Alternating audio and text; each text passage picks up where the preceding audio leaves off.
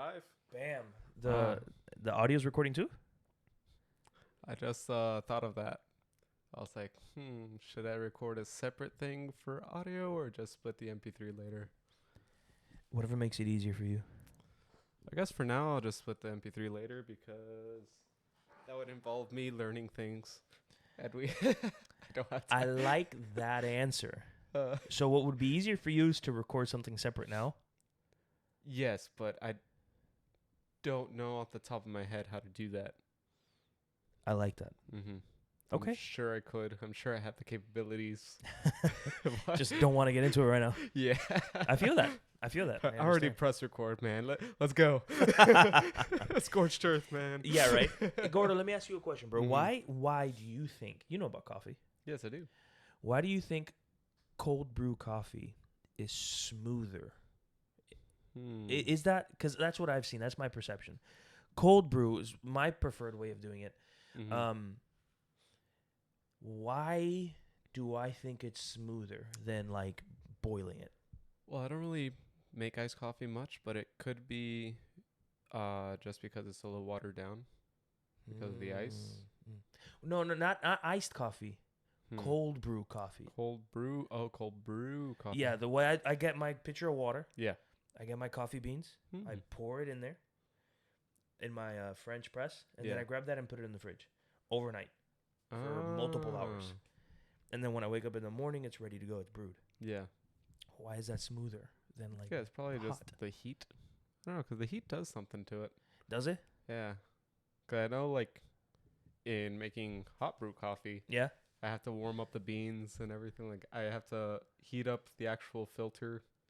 Like, then before I even pour the coffee, I pour a little bit of water, let the beans, like, Soak absorb in, the okay. heat. Yeah. Get the heat. And then after 30 seconds, 45 seconds, that it's warmed up a bit, that's when I start pouring my coffee. Interesting. For any of you coffee gurus out there, if you know why cold brew coffee is smoother, let me know. Let us know. Just drink hot coffee. Be a man. Just drink hot coffee. Be a man. Mhm. No, you elitist. Just drink coffee. Be a man and drink coffee. Hot coffee. Any coffee. Eh, You terrible human. you pansy. All right. Happy New Year, everybody. Happy New Year, everybody. Welcome back to the Against the Current podcast. My name is Rudy Garcia. And I'm Gordo. That is Gordo. We love Gordo here. Oh, this goes up. I did not know that, actually. Oh, this the Lord. I'm on a struggle bus. Honestly, when I got these mic stands out of the box, I was like, wow, I really thought these be adjustable. Lo and behold, They are. Wait, but now this isn't. Oh, I got it. Oh, it's not adjustable. You just broke it. I broke our new mics, new mic stands. But yeah, welcome back to the Against the Current podcast. As some of you know, maybe you don't, we took the ending of 2023 off. Just to reset and take a break, spend time with our families. Get prepared for the new year. Get prepared for the new year, for Christmas, holiday festivities. It's always hectic. Yeah. But we're excited for this new year. Mm-hmm. For 2024, we are still gonna take that month off, December. Yes. This time it was a little bit longer because Brandon left and we had to reset a little bit. Although He's doing good, by the way. Yeah, but we are gonna have an episode for December. So for 2024, what we're gonna do is a couple things are changing. Mm-hmm. Last year we recorded an episode a week, so every month we had 4 episodes. For the most part, this year, 2024, we're only doing 12 episodes. We're gonna drop 1 episode a month. Hopefully, our view and our desire for that is that quality is gonna go up. Mm-hmm. We're both really busy on different levels of the scale of busyness. Gordo, you're very involved in church. Mm-hmm. Just volunteering. I think you were telling me last week or the week before that you had been in church 10 days straight. Oh yeah, Something like that. Well, yeah, because there was all the like Christmas stuff to set up for, and Yeah. whole bunch of stuff. A lot. It just like came And something coming I've together. realized, Yeah. I don't know in any other church, but in our church, the tech team seems like the busiest. Yeah, I mean, we're just behind the scenes A doing lot. things. Yeah. Every other day I ask Gordo, hey man, where you at? What you doing? Oh, I'm at church fixing something or setting something up. And I'm like, bro, I thought you just did stuff on Sundays, did the tech and went home. Oh no. No, very, very involved. Yeah, there's gremlins at our church, man. Like, Hold on. Always something to elaborate on that. There's always something to fix. The gremlins just breaking everything all the time. Man. Pro presenter. What is the one time that you remember the worst, right? So you walk in and you're like, we have to fix this. What was that? Did you have that moment? Have you had that moment? Oh, I'm sure there has been. I know, like, there's been a Sunday where, like, legit, we just give the thumbs up. Okay, we're ready. We're going to go live. And then Pro Presenter just freezes completely. And Pro Presenter is what controls all the lyrics and all the slides and overlays and stuff. So, like, our pastor Jerry, our worship pastor, he's there starting his speech and everything, and we're just like, we got no lyrics. Is there a mic that you guys can talk to him on? We have a talkback mic, yeah. Okay. But audio's in charge of that, and I don't know how that works. Because I'd be like, I'd grab the mic. Hey, you're doing a great job. Stall. Hey, Jerry, you're doing a great job. I need you to stall because everything just turned off over here. I mean, luckily that wasn't like the busiest service. That I was about to say. Yeah, because if it was 10:30, huh? Oh Lord. 10:30, it gets packed every week. Oh my gosh, guys, it's insane. But yeah, we're excited for this new year. Excited for what we're gonna do. Excited for you guys to join us in this journey. Like I've said, I might have said this before. More than a podcast, more than like something you guys listen to. What we really want from Against the Current and this podcast is to build a community of guys that want to excel and exemplify the highest level of the type of men the Lord has called us to be. So for now, as you guys can see, it's just me and Gordo. We're not necessarily looking right, but for a new host, but we'd be open to it. We'd be open. To have a third. We'll let you guys know if any changes happen, because Gordo is an amazing person.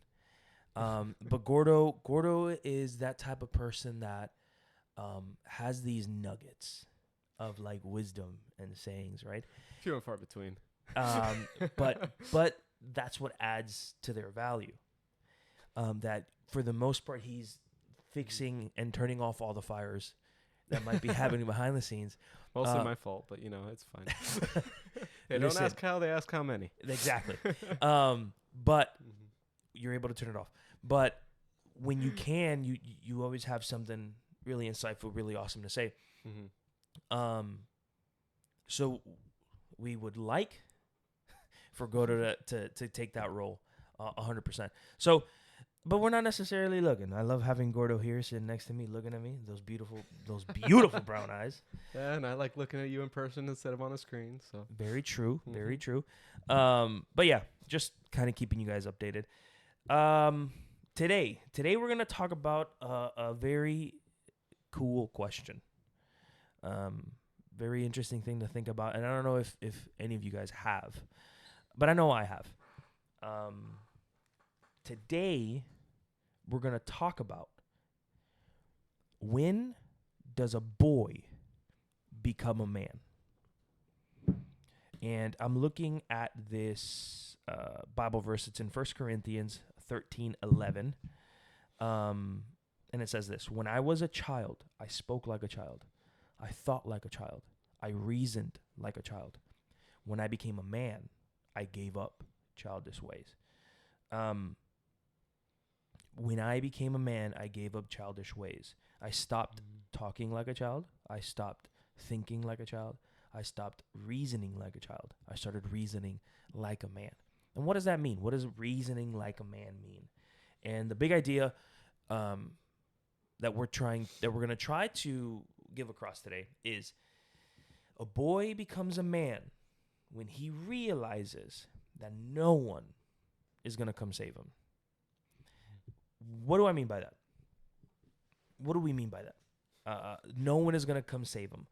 Obviously, for some of us are theologically Jesus saves minded people, they're going to say, what do you mean Jesus saves? Yes. You're right.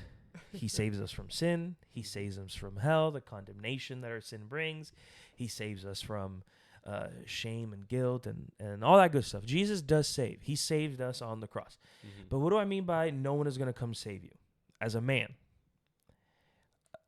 you quit your job?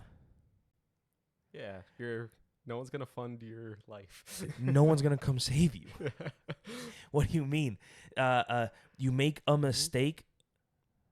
You go into a venture, you try something, right? Maybe it's not even just a bad thing. Maybe it's a good thing. Yeah. Maybe you're going to try to start a business and you try it and it fails. It happens. Yeah. No one's going to come save you. Basically, all the consequences of your actions are going to land on your shoulders, squarely on your shoulders. Squarely on your shoulders. And that's when you become a man. And the whole process of being a boy, and I think a lot of parents in today's culture has failed kids, boys, in this way. There is no training up a child to become a man, a boy. There's this concept of controlled pressure, controlled danger, controlled struggle for a child isn't popular. And by the time a boy is supposed to be a man, taking on the weight of his own choices and the responsibility of his own actions, we've raised children that are completely dependent, and never at one point is it to deal with their own consequences. Correct. Even in a controlled sense, where the parents, yes, shield the child in a sense, but let the child feel the consequences. There isn't that. So when the child is 18, 19, 20, not a child anymore, supposed to be becoming a man, they don't know how. And this isn't here in our notes, but it's something I just thought of because being a dad now of two, second one on the way, they're both boys.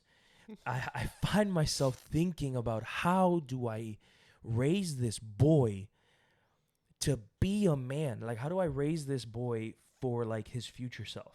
Yeah. And like, I find myself struggling to make decisions in the present that'll benefit him in the future. And I'm realizing I'm a much more sensitive, naturally softy dad that I need to fight against. Because I look at my son and I'm like, that's my boy.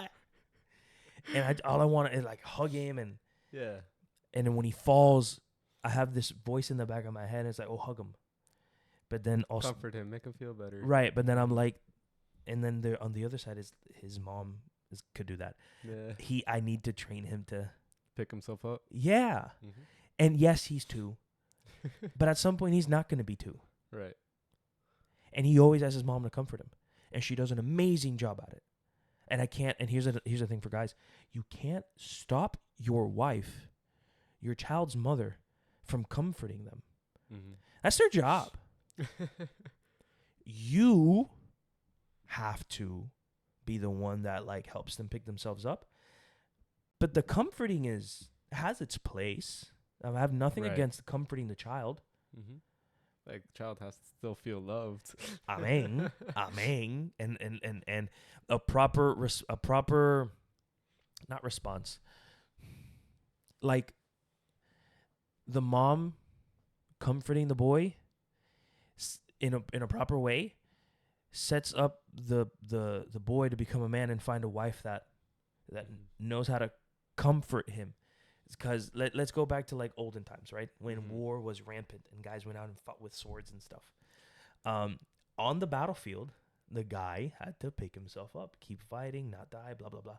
But when he got home, an ideal, right? Like a good version of this, what would he do? He would put his sword down, put his stuff down, and let himself be comforted by his wife. So the comfort has its place. I don't think, I think there's this popular, I think, thought process that guys shouldn't feel comfort at all. And I think guys need to feel less comfort than what we're feeling now. And you might agree, maybe you can talk into this. I think that we're living this culture where it's all about comfort and all about pleasure. Yeah. I feel like today's culture has a very negative view on consequences, when consequences are like you need them in order to progress in life, you know? Yeah. You have to learn how to deal with failure so that you can succeed. Like, if anything makes you stumble and you don't know how to get past that, like, you're just going to fail at everything. Right. Because no matter what you try in life, you're going to fail at some point. Yes. But it's how you deal with that failure is how you actually succeed in it. Yeah. And I think you're making a really good point that I'm thinking of. You have to learn how to fail. Men, like good men, successful men, aren't people that tried something and just always succeeded. When I see successful men, successful people, I see people that tried something and failed. They learned. They tried something else with the lessons they had learned from their failure. Yeah. And okay, maybe that failed too, different lessons. But then what I saw was people that didn't stop trying. Right. Until something stuck. And then they succeeded. Yeah, if you don't know how to deal with failure, you're just going to be defeated and not do anything. Exactly. You have to keep trying. And that's something for guys. It doesn't matter, guys listening, it doesn't matter how old you are. It doesn't matter how young or old you are. It's not too late and it's never too early. Start. Try. You're never going to regret trying and failing. You're always going to regret never even trying. I should have. Yeah. So that's the, when does a boy become a man? When he realizes no one is going to come save him. And he starts feeling the weight of his like you said, the consequences of his actions. Right. But there's a couple points, a couple things we want to talk on. For this year, last year, 2023, the podcast almost seemed like a Bible study podcast, and that's fine. That was great. It was good for what it was. Huh? I liked it. I liked it too. Right. It did set a lot of foundations about what we believe. If you ever have questions about what we believe as a podcast, as a group of people, like the message, the bedrock that we're building our message on, just go listen to those episodes, last year's episodes. It really does. I think we did a good job at setting that base, that foundation of what we believe. But for this year, our focus is going to be a little bit more conversational, a little bit more topical. You might not see us reading through entire passages of scripture. We might not. But understand that scripture is always going to be part of the podcast. You know, like I said, it's biblical truth that drives us. But it is going to be a little bit more topical, maybe practical sometimes. So we're going to go into here. What does 1 Corinthians 13 say? Because we read 1 Corinthians 13:11. When I was a child, I spoke like a child. I thought like a child. I reasoned like a child. When I became a man, I gave up childish ways. But what's the context of this? So I think, let me see. I think we're just going to read all of 13. Okay. So Gordo, go ahead and read. Can you read all of it? Just read all I got of you. It. We're going to read all of 1 Corinthians 13. All right. The excellence of love. If I speak with the tongues of men and of angels, but do not have love, I have become a noisy gong or a clanging cymbal. If I have the gift of prophecy and know all mysteries and all knowledge, and I have all faith, so as to remove mountains, but do not have love, I am nothing. And if I give all my possessions to feed the poor, and if I surrender my body to be burned, but do not have love, it profits me nothing. Love is patient, love is kind, and is not jealous. Love does not brag and is not arrogant, does not act unbecomingly, it does not seek its own, is not provoked, does not take into account a wrong suffered, does not rejoice in unrighteousness, but rejoices with the truth, bears all things, believes all things, hopes all things, endures all things. Love never fails, but if there are gifts of prophecy, they will be done away. If there are tongues, they will cease. If there is knowledge, it will be done away. For we know in part, and we prophesy in part. But when the perfect comes, the partial will be done away. When I was a child, I used to speak like a child, think like a child, reason like a child. When I became a man, I did away with childish things. For now we see in a mirror dimly, but then face to face. Now I know in part, but then I will know fully, just as I also have been fully known. But now faith, hope, love abide, these three. But the greatest of these is love. Really good. Really good. 1 Corinthians chapter 13 is, that the chapter where everyone reads at wedding and all that stuff. It's about love. Mm-hmm. What love is, what love isn't. And the characteristics of love. And I find it interesting that in this chapter of 13, the characteristics of love, Paul is describing love. He decides to put that verse 11. When I was a child, I spoke like a child, I thought like a child, I reasoned like a child. When I became a man, I gave up childish ways. Why? What is the context? In what context do we see talking about love and going from a child to a man? We see a transition. He speaks on a transition that happens. When you're a child, you think one way, and when you become a man, things are different. You don't speak the same, you don't think the same, you don't reason the same. Just as a child grows up and evolves from childish things and becomes a man, so too will our relationship with God change when the perfect comes. This is the context of that, right? When the perfect comes, when Jesus comes back, we will have a different relationship with God. The Bible is making the statement, though, that the life of a man, there is a transition from boy to man, and putting aside the things that were of a child. So, as a man, and we are called to love. What are the things of a child? It's not necessarily liking certain things or not liking certain things. As a man, we are called to love. We are the ones that are responsible to love first in the manner shown in 1 Corinthians 13, right? So, first and foremost, as men, we are called to love this way. We see that in other parts in the Bible where it tells us, husbands, love your wives as Christ loved the church. We've spoken about this before many times. Men are called to love sacrificially, laying your lives down for the benefit of others. The greatest commandment. Right. Love thy neighbor. Love thy neighbor. And who's your neighbor? Whoever you have next to you. Mm-hmm. I think that's the context, right? Because he says, love thy neighbor. And then they ask. Love thy enemy. Right. It also says, love thy enemy. But when he says, love thy neighbor, when Jesus says, love thy neighbor, they asked him, who's your neighbor? Mm-hmm.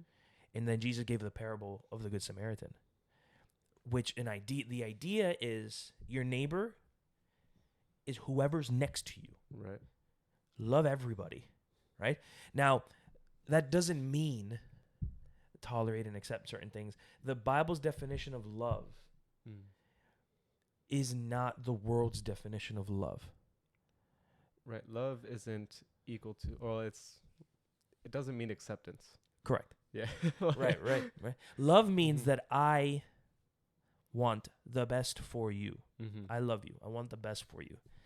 Sometimes the best for you is to tell you, hey man, you're making a mistake. To rebuke in love. Yeah. Hey, listen, it might hurt your feelings, but this thing that you're doing, this path that you're on, you're going to fall. Mm-hmm. Sometimes medicine tastes gross. Yeah. But it makes you better. Uh-huh. It makes you better, exactly. Yeah, you're right. Medicine does taste like doo-doo caca sometimes. But it's what you need. Mm-hmm. Sometimes a correction, shepherds with their sheep. Sometimes they need to get the cane that they have, pull them, because they know they're going towards something that isn't good and it hurts them. Right. Sometimes they need to get their slings with the rock, throw it at them and hit the floor next to them, scares them, but it takes them to where they need to go. There is also this concept of where when a sheep gets lost or ends up where the sheep is not supposed to, the shepherd will grab the sheep and break its legs. And it hurts, but it's a process. Yeah. What does the sheep now know not to do? No wander off. No wander off. You know what I mean? Stay in the sheepfold. Stay here. Yeah. I told you to stay here. And it's an interesting thing that the Bible compares us humans to sheep. Mm-hmm. It says a lot about humans. Humans very, very easily tend towards like a herd mentality, stubborn, dumb, and we need a shepherd. Yeah. We need a shepherd. God has called us to be men. God has called men to be shepherds on earth. Right, our ultimate shepherd is obviously Jesus, right? But he has called us to reflect that, to be shepherds of our family, shepherds of our community, and so when we put aside these things of a child and we take up what being a man is, not reasoning, not thinking, and not loving like children, but now we're men. First and foremost, we're called to love the way 1 Corinthians. Says describes it without fear, leadership without fear, speaking the truth in love. Speaking the truth in love doesn't mean sugarcoating it. Speaking the truth in love means saying the truth that hurts from a place of love. Although don't be a jerk about it. But with wisdom, right? Love. But now I want to get into a little bit more of a practical stuff, right? Because yes, we're called to love, men grow. But what are the things that are of a child, though? Right? Let's get a little bit specific. What are the things that are of a child? Do we mean video games and TV shows and cover all that stuff? Right. No, obviously not. Not necessarily, but maybe for some of you, maybe there's a time where as you grew up, it was all about video games. Right. And that's something that's hindering you. Mm-hmm. So maybe for a time you need to let that go. So what the point I'm making is that it's all about priority. Yeah. The priority we put on things. Where your priorities are. Yeah, exactly. There's this concept called time budgeting. Do you know about that? Time budgeting? Time budgeting. Have you heard that before? I don't have enough time to budget. What? Huh? Okay. Let me see if I can regain that one brain cell. You confused the crap out of me. That's my goal here. To confuse me? I like that. Success on the first episode. I like that. Start the year off right. Time budgeting. So the same way you budget a paycheck. I'm not going to tell you one way is better than the other. There's a lot of strategies. You got a 50, 20, whatever, 15, 30, 20, or 70, whatever. There's different ways to budget. You have the Dave Ramsey way of budgeting. The issue is budget, right? So that's a little parentheses. Budget your money, right? Don't just get money and spend it. Budget it. Have a plan for it. Organize it. But in the same way, we have to budget our time. When you budget your paycheck, you're going to say something? No. Oh, okay. You look like you want to. Okay. That's an exaggerated breath. I do everything at 100%. Right. I like that a lot. Gordo. Okay. Just like when you budget your paycheck, you know, we should be budgeting our time depending on the priority of things we need to get done. Mm-hmm. When you budget your paycheck, you don't, try to figure out how you're going to spend your money to enjoy it first and foremost, right? If we're men and we're responsible. We figure out, hey, I need to pay rent. There are these bills I need to pay. I need to make sure that the money I'm getting in pays those things first. And then rent, mortgage, whatever bills. Mm-hmm. And then after that, if I have money left over, let's look at the things that I want to get done in my life in a priority list. Maybe I want to start a business. I need to save money to that. Maybe I want to buy this thing. I need to save money towards that. And then so on and so forth. You go down the priority list. And I made like this little priority list, 6 priorities, very general concepts of what our priorities should be as men. And I'll just go, read them off. First priority is God. And in this, it's your personal time with God, prayer time, Bible time, worship time, all that good stuff. God, your personal time with God. Number 2 is your wife. Yes, your wife is above your children, husbands. And I think guys kind of understand that concept a little bit better than women sometimes. But I think on the wise priority checklist, children would be above husband. Right, which it shouldn't be. But is it? It shouldn't be. Oh, okay. It shouldn't be. Yeah, for both. I think for a husband and a wife, your spouse is above your children. And how am I saying this? I've shadowed one marriage life group. I've led another one, and I've been to at least 2 more. And the general consensus on all of them has always been the best way to love your children as parents is to love each other and have each other, the spouses, as a priority above the children, even the wife. Yeah. Okay. So God, number 1 priority. Your wife, number 2. Right there, right under God. Number 3 is your children. Number 4 is your local church. Number 5 is your friends. And number 6 is leisure. You're asking yourself, hey, where's work? Where is that type of stuff? I don't consider work as a priority. I consider work as important to provide for wife and children. Unnecessary evil. Unnecessary. No. Kidding. Work falls under wife and children. Work is a high priority because it helps you provide and meet the priority of your spouse and your children. But I wouldn't put work as a general category on this. It's a thing that you do that helps meet the needs for wife and children. So God, wife, children, local church, friends, leisure. However, you also got to be careful for when your work doesn't allow you to meet the needs of your other priorities. Exactly. But if it takes away too much time from your other priorities, then you got to think about getting a new job or doing something. Yeah. And I think that's one reason why I wouldn't put it as a category on this list, as a priority list. It's a tool that is used. Yeah. Don't let work control you. You can't let work control you. You got to control work. Remember that we're called to be good stewards. We're not called to provide an $800,000 home on a $200,000 paycheck. Right. No. We're passerbys. We're visitors here on earth. Right. Our end goal is to get to heaven. But while we're here, we're called to be good stewards of what the Lord has given us.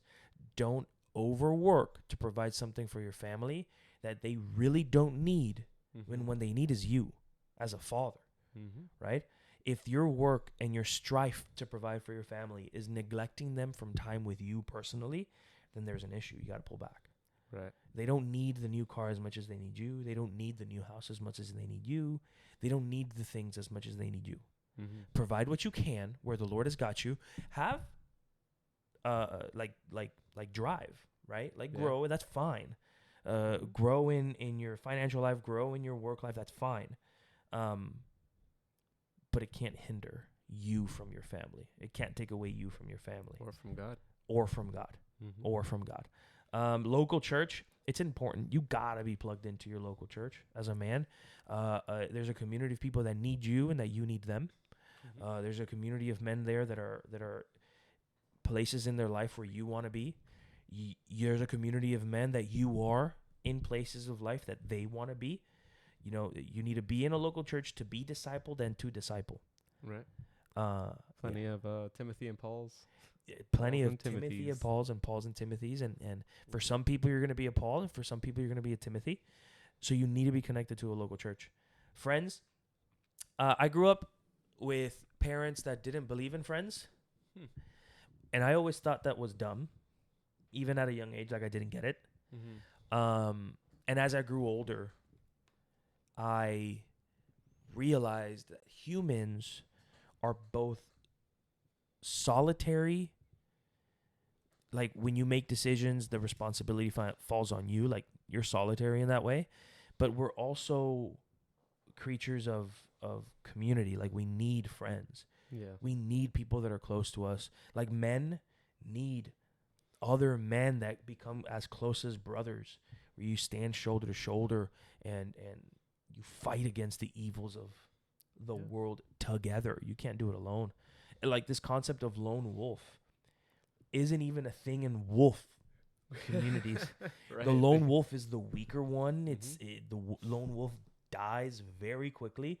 This whole concept of like lone wolf, cool, he's alone. That isn't a thing. Yeah, the pack is stronger. The pack is stronger than the lone wolf. I think you looked something up. Oh, yeah. So it always reminds me of Ecclesiastes 4:9 through 12. Says, two are better than one because they have a good return for their labor. For if either of them falls, the one will lift up his companion, but woe to the one who falls when there is not another to lift him up. Furthermore, if two lie down together, they keep warm, but how can one be warm alone? And if one can overpower him who is alone, two can resist him. A cord of 3 strands is not quickly torn apart. Yeah, yeah. And it's funny that you remembered it when it comes to friends, because a lot of people take that and be like, oh, marriage. Oh, really? Yeah. That's also one of the marriage verses. And that applies. Yeah. But it also applies to friendship. Yeah. You can't be alone. You can't do life alone. And then leisure. Listen, leisure isn't bad. Playing a video game isn't bad. Going out with friends just to hang out isn't bad. Watching a movie isn't bad. Rest was important. Even God rested on the 7th day. Exactly. Rest is important. Leisure is important. Playing a game D&D once a month isn't bad. It's where you put your schedule it. If you can schedule it, you're right. That's the enemy of any D&D session. Getting all the people together. It's scheduled. Yeah. Leisure isn't bad. It's your priority on leisure. So it's not about what you do per se. It's the ability to properly prioritize and maybe take things out of your time budget that shows that transitions from a boy to a man. Sometimes we need to pull back because our family, our wife, our children, your personal time with God, because those things are important. Depending on your financial situation, maybe for a period, 3, 4, 5, 6 months. Local church, friends, and leisure need to be put to the side for a moment because you need to work 2 jobs. You need to work a little bit of overtime because the financials are in a very interesting place. So you use the tool that God gave you, work, to get yourself in a better financial place. And instead of keeping that to grow and grow and grow, when your financial situation is solved, you pull back. Again, work isn't on the priority list. Work is a tool to help provide for these priorities. You pull back from work, understanding that you fixed the financial problem, and you go back to give time to what's actually on the priority list: local church, friends, and leisure. This priority list, again, this priority list doesn't look the same for everyone, obviously. Right. Some of us are married, some of us aren't. Some of us have children, and some of us don't.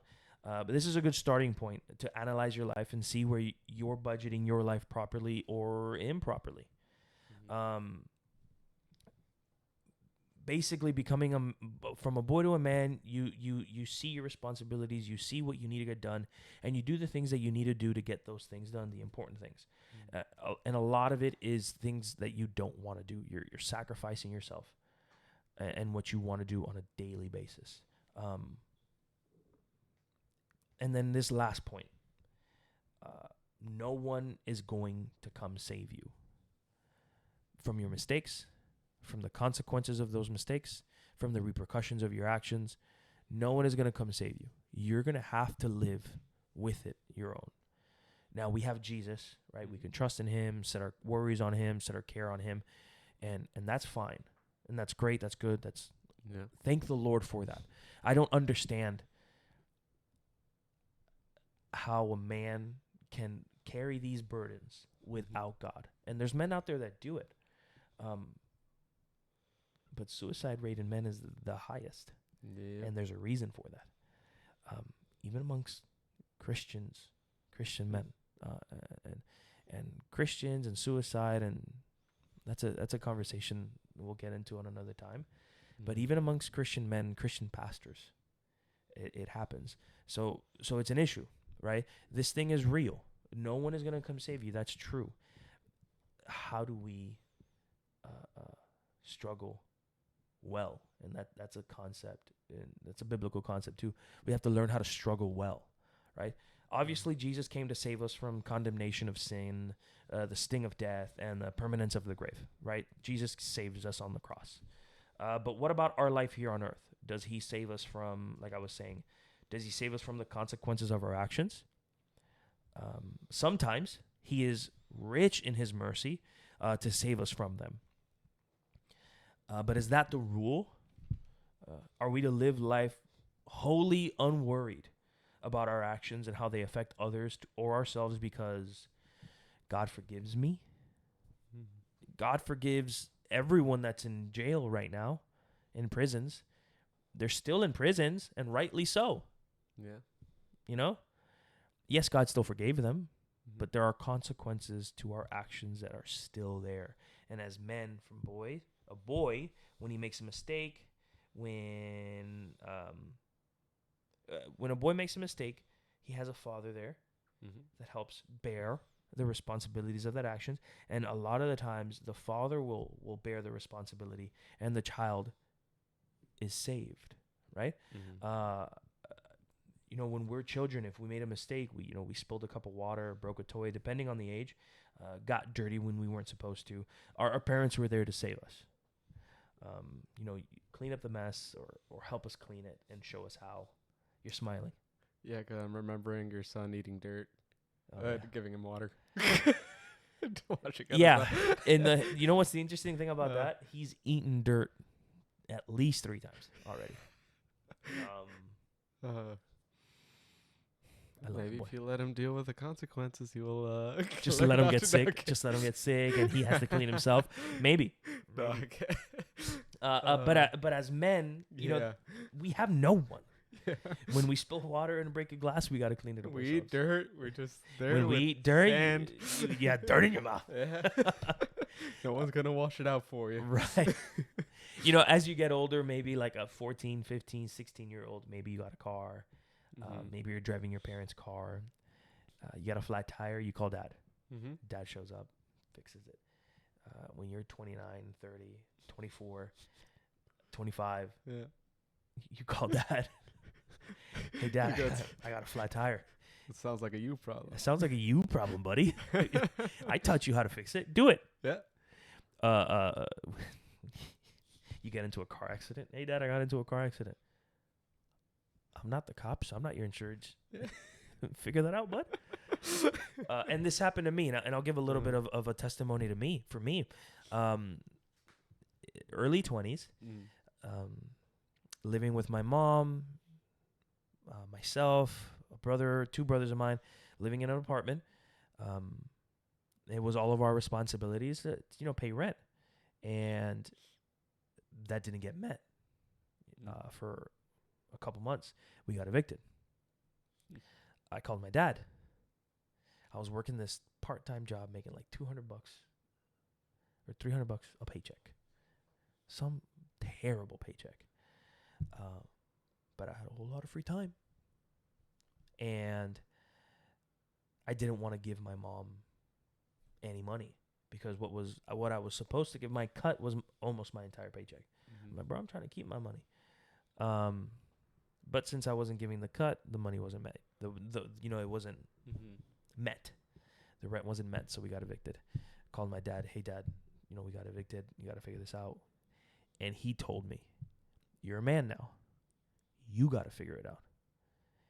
the Lord provided. I had a place to stay, but for like a good 45 minutes, I was homeless. I had all my stuff in the car, and I'm like, I got nowhere to go. And as I'm driving to work, I'm thinking to myself, oh, I'm sleeping in the car today. It just, it is what it is. I'm sleeping in my car today. Because my dad, I called my dad and he said, fine. And then I called him back. He called me back and he said, listen, no, you got to figure it out. You're a man now. Yep. And for a long time, I was mad at him. I still don't know if that was like, I don't know if I would do the same in his shoes. Like, just, bro, here's the sharks. It's the same, the concept of like controlled struggle. I don't know if I would do the same in his shoes. But there's a sense of me that appreciates that. Yeah. When it set me up and it gave me the opportunity to like see God provide, which was great. That same day God provided, we had a place to stay. Yeah. Me and my brother. Because I ended up homeless because he went to our sister's house, one of our sisters. Call it pride, call it whatever you want. I didn't. Yeah. I didn't want to. I would much rather go sleep in the car. But we were provided for, and we were able to see God do that. And, no one is going to be there to save you from your mistakes. God is there with you. You're not left to suffer alone. But you're still going to suffer. I don't know if you've experienced. No. I mean, when I went off on my own, like, I had the choice. Because, I was living with my dad at the time, and then found out, like, a month before, he was just like, hey, selling the house. You got to figure out a place to stay. And my mom offered to take me in, but I was just like, I don't want to do that. So I found an apartment real quick. And then, that's when I first went out and moved out on my own. Mostly just to see if I could do it. Right. Just to, like, see if I can, be as an individual out alone on my own. It's like, if I can't provide for myself, how am I supposed to provide for a family one day? Right. So it's mostly like just a test for me. Yeah. And then now here I am. Living alone. Living the dream. alone, the dream. Beautiful. Budgeting time. Budgeting time and money. Yeah. There are 4 books in the Bible named the books of wisdom. 3 of them, Job, Proverbs, and Ecclesiastes, are to guide us in how to live life. Proverbs, how to handle suffering and pain, Job, and how to truly enjoy life, Ecclesiastes. These are my favorite books in the Bible. Job handled pain and suffering well. But there's also a lesson at the end of Job that I think we all need to learn. Job is one of the most important books to read, I think, as men. Job goes through a lot of suffering, and at the end, the through line is that there's multiple people questioning God, and not just questioning God, but they're assuming things are happening to Job because God is punishing. They're prescribing or ascribing motive to God. And at the end of Job, God says, were you there when I created everything? Do you know the inner workings of everything I've made? And do you know the inner workings of me? No? Then you can't prescribe motive to me. I do what I will. God never gives Job a reason as to why Job went through what he went through. God tells Job, I do what I want. You'll be okay. Yeah. Trust me. And then Job says, I've heard about you, but now I know you. Job really learned how to suffer well. Ecclesiastes is widely believed to be written by Solomon towards the end of his life. And he's expressing how Solomon really had everything. And you know what he realized? It's all crap. It's all vain, vanity. It's a smoke. It comes and it goes. Like that. And Ecclesiastes starts off seeming like this very depressing book. And it kind of is until you get towards the end. And it starts saying, like, because all of these things are crap, enjoy God. Enjoy the people around you. Enjoy the family God gave you. Enjoy the sun rising. Enjoy the breath in your lungs. Because it's all going to go away. Everything this world has to offer is fleeting. Yeah. God is forever. Amen. Yeah. And nothing changes. It's been the same. There's nothing new under the sun. Unchanging. The Alpha and Omega. Yeah. So just enjoy life. Enjoy what you have. And then Proverbs is really cool because it's literally just nuggets of information. Yeah. The framework is a dad speaking to his son, but it's nuggets of information of how to live your life. If you do these things, odds are things are going to end up good for you. But the full understanding of wisdom is, if you do these things, if you live this type of life, this righteous life, odds are things are going to go good. And if they don't, suffer well. And it's okay to suffer, and it's okay to go through the good, because all of it is going to go away. Just enjoy your life. And then here's like the end of the points we're making. Yes, a boy becomes a man when he realizes no one is going to come save him. Here's the full understanding of that, though. You now have to save someone.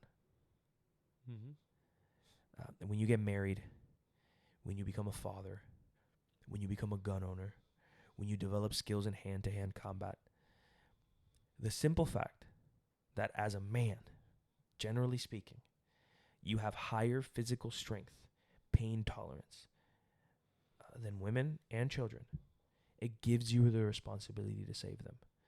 As a father, it's your responsibility to shield and save your family. To take up their burdens. Take up their burdens. As Jesus takes your own. There you go. It as a person, as a gun owner, it's not just for you. You have something that gives you the responsibility to react to evil. When you develop skills, hand-to-hand combat, physical fitness, you have a responsibility to use it for good. And if you're the one that ends up dying,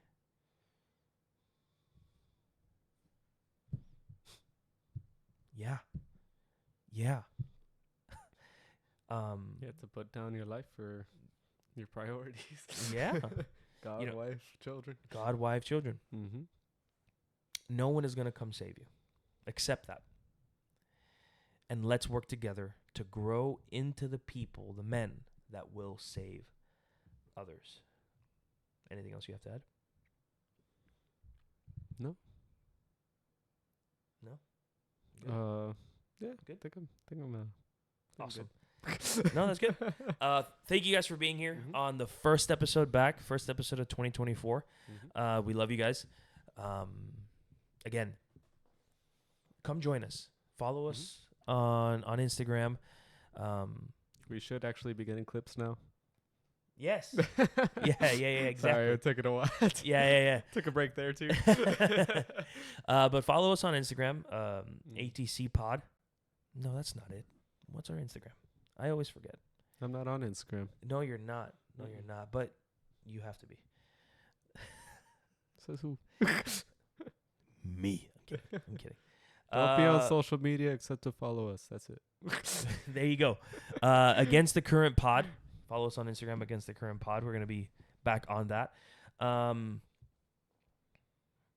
Check out Forged by Fire, a Christian fantasy story that's all about biblical manhood, the trials of life, and the amazing process of growing stronger through challenges. You're going to follow Arthur, a young hero, in a journey to rescue his family, guided by a mysterious mentor and teaming up with a determined young woman.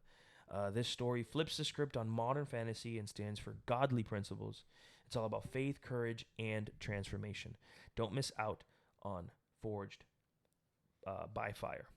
And in our efforts to grow a community of men that strive to become the men the Lord calls us to be, working diligently to become the providers, protectors, and priests in our families and communities, we have available 3 journals to help you keep track of your process: the journal, the prayer journal, and the fitness battle plan. The link to find all of these different links is available in the description. Again, thank you guys for watching. We love you guys. See you in the next one. Love you guys. Peace. Peace out.